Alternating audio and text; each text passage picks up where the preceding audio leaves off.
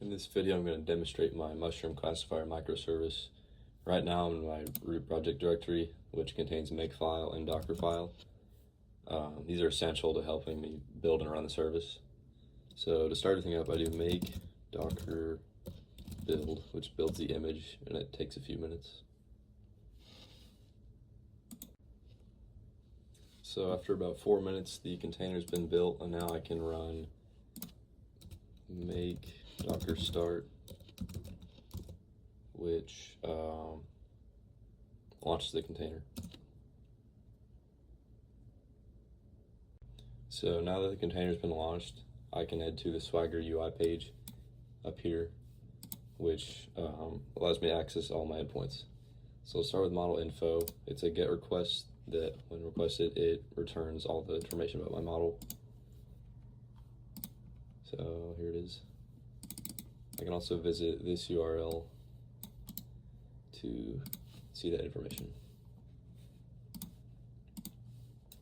Now my next endpoint is a post request where the user will upload the mushroom test data, and it should return an array of predictions on that test data.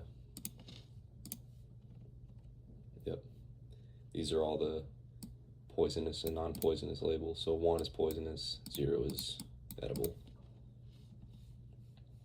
And now my next endpoint is also a post where the user will upload the features and target CSV of the mushrooms.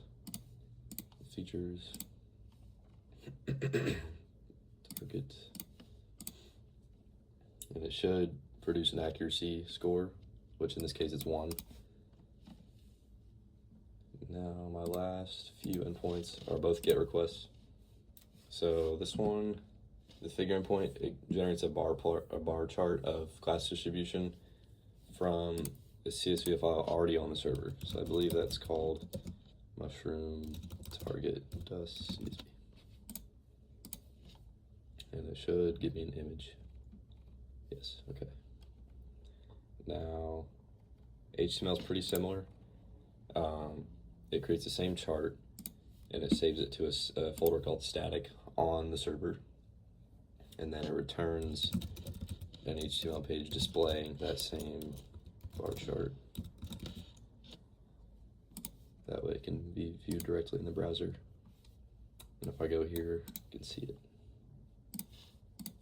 There it is.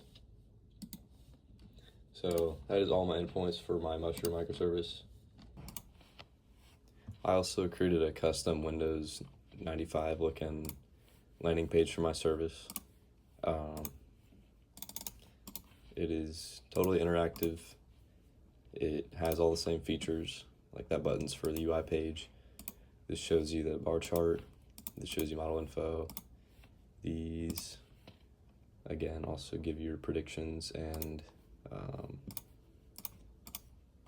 evaluations. There's the array again. And I think it's pretty cool. It's functional and improves user experience.